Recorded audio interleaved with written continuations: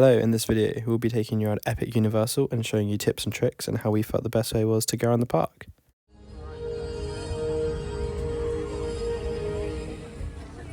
To start off the day, we got an Uber to the park from our resort, which pulled up at the drop-off point, which led to the main gates, which followed on to security.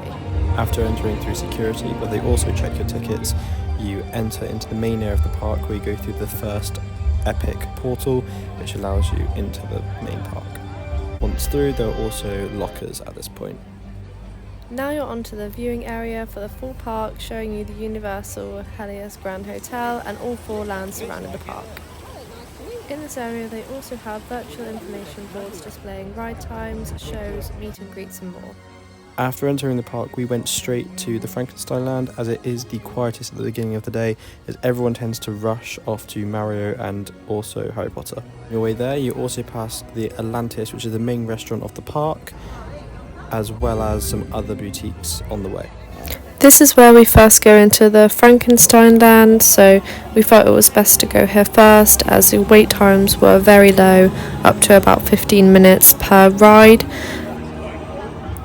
Now that you've entered the Frankenstein Land, you have the opportunity while walking through the village up to the castle where the two rides are located to experience all the scenery and sets that are built into the village, as well as meeting lots of characters and things from the films, movies. Also, as you get closer to the castle, there are gift shops as well. Heading straight on through the Frankenstein world, you will come across the Monsters Unchained ride. This ride has quite short queue times, which is perfect to get on straight at the start of the day.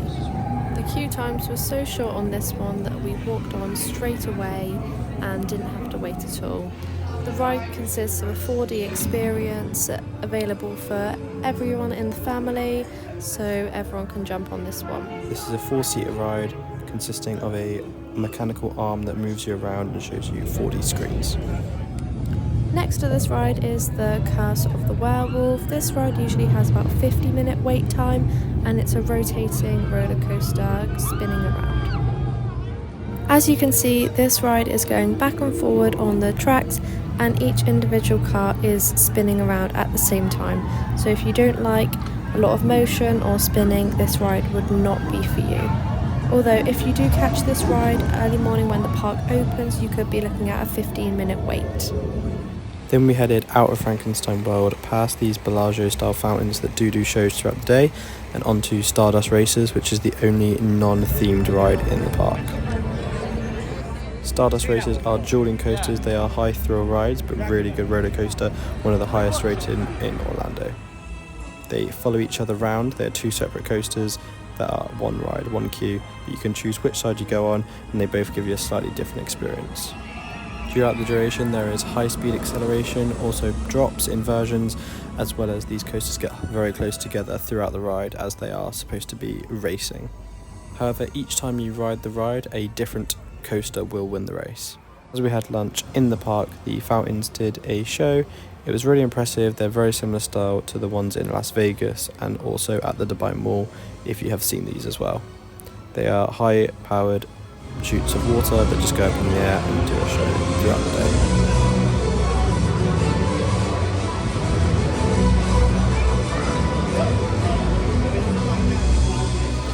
We then walked over to the Mario World, which is by far the most popular world out of all of them. It's mostly well known, and this is us going through the portal and up the escalator, ready to go through to the world.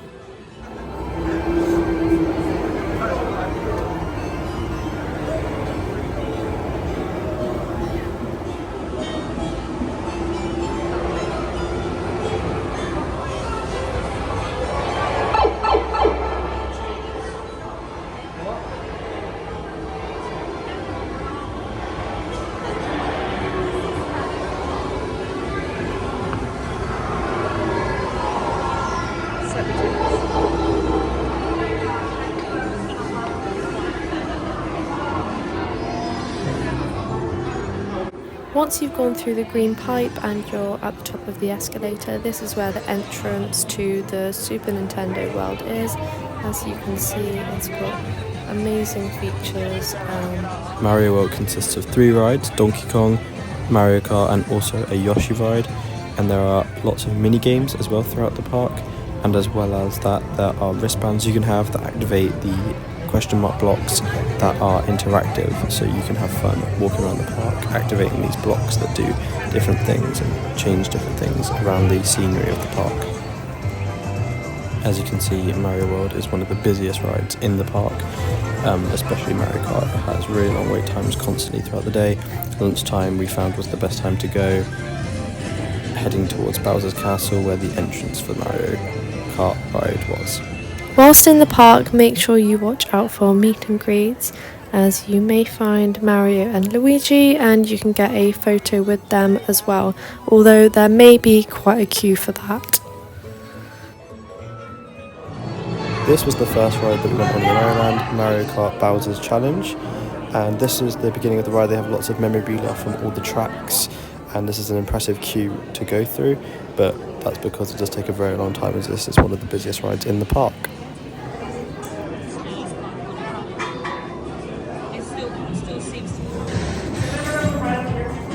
During the queue, you go for a debrief of how the ride works and also get given all your equipment. There's screens of how the ride works and operates and what you need to do along the way.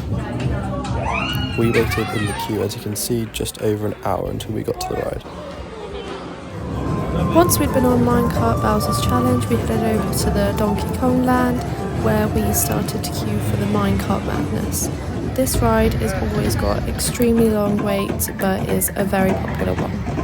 When we got to this ride, the queue times were roughly 140 minutes, so we decided to go in the single riders queue, which actually brought our wait queue time down to 50 minutes, and we also ended up being able to ride together, so we would really recommend choosing this option to save time.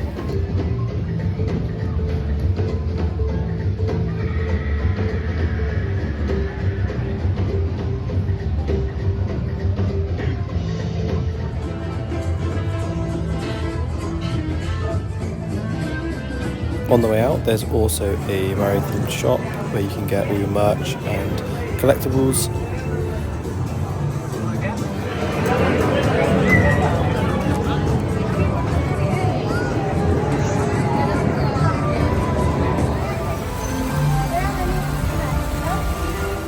Next, we went over to the Harry Potter world, which was inspired by a Paris theme. We were heading over to the Battle of the Ministry, which has the longest queues in the entire park and always got such a long wait.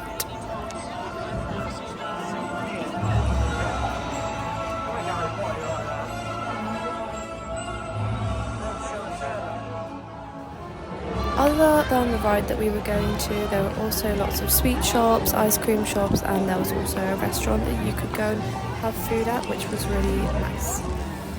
Also, there was a Paris-inspired theme show. There was acrobatics and other activities like that inside.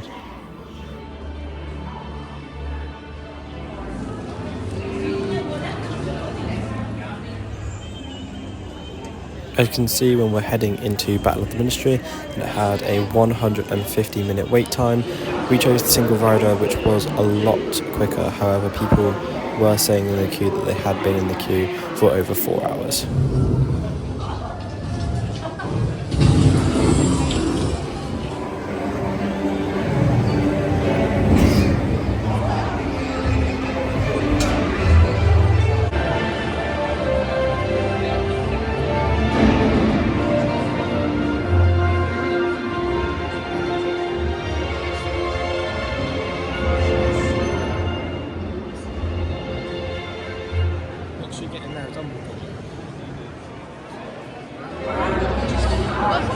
At this point, we were at the end of the queue, and this is where they start to section you off into the separate lifts ready for the ride. This is a high-speed motion ride and a 3D experience taking you into the world of Harry Potter.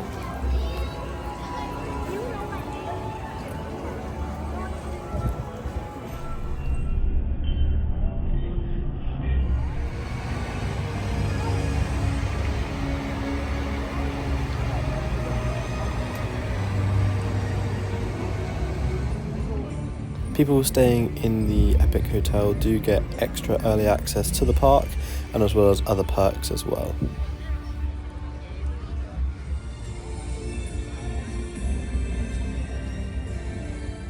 Heading into the How to Train Your Dragon world, there is 3 rides in this area of the park, as well as animatronic dragons and lots of characters for meet and greets.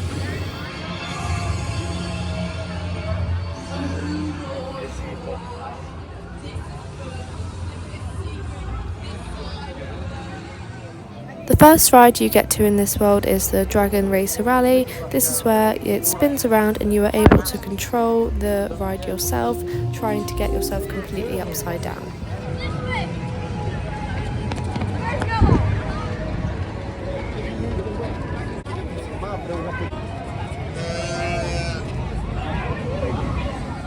The next ride was Hiccup Spring Gliders, which was a intense roller coaster, but still quite family friendly.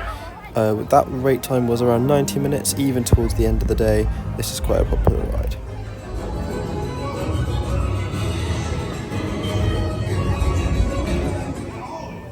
The final ride in the How to Train Your Dragon area is Fire Drill. This ride you're on boats and you go around shooting targets with your water guns. Also you can spray people along the way.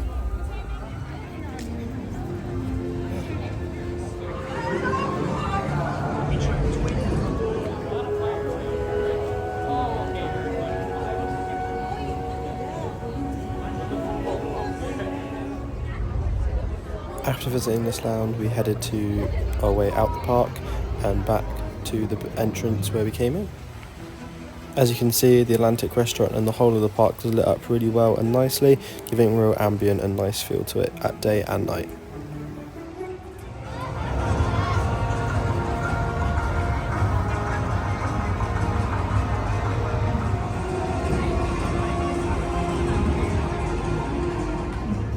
So this is everything we did in one day at Epic Universe.